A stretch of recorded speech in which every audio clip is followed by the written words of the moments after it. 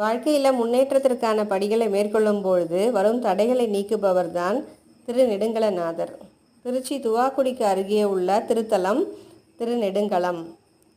இந்த திருநெடுங்களத்தில் சிவபெருமான் திருநெடுங்களநாதராக மிக சிறிய உருவ திருமேனி கொண்டு எழுந்தருளியிருக்கிறார்.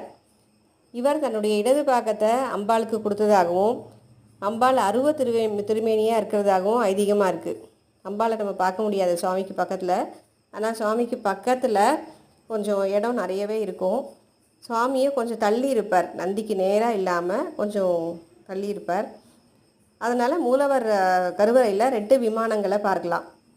இந்த திருநெடுங்களநாதரை திருஞான சம்பந்தர் பதிகம் பாடி வழிபட்டிருக்கார். இந்த சிவபெருமான மாதுளம்பழ முத்துக்களால் அபிஷேகம் பண்ணி தினமும் இந்த பதிகத்தை பாராயணம் செய்யும்போது இந்த இடர்கள் துன்பங்கள் யாவும் நீங்கி இன்பம் பெறலாம்.